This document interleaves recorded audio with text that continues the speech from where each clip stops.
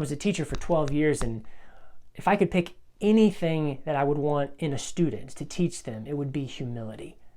It was so hard to teach kids who think they already know everything, because no matter what you're telling them, they're like, yeah, whatever, I've got this figured out.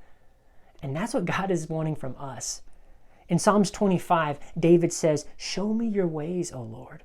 Guide me into your truth.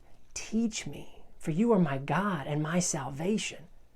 And then in verse 9, David tells us, here's how we let God teach us. Here's how we let him guide us. God guides the humble into what is right. He teaches them his ways. All the ways of the Lord are loving and faithful, and those who keep his covenant. So if you want God to teach you, if you want him to lead you, then you've got to ask for humility.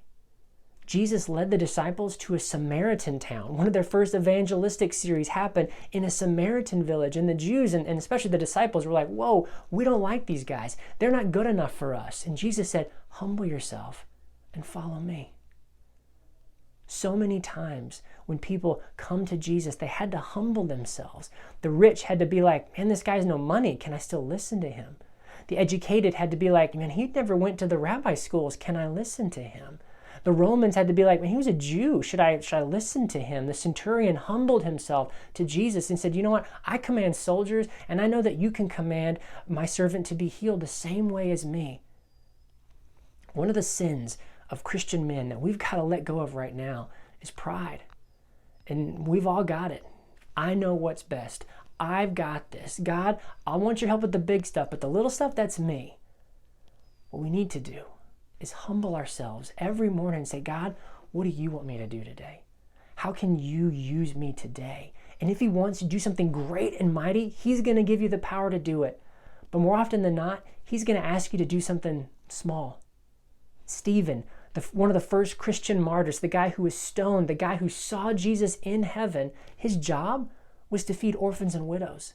He was in charge of potluck, basically. But because he was faithful in the little things, because he was humble enough to do the little jobs, he was honored with the huge privilege of seeing Jesus and dying for him. God wants to do the same thing for you. I'm not saying he wants you to be a martyr and die for him, but I'm saying he wants you to be humble enough that he can do great things for you.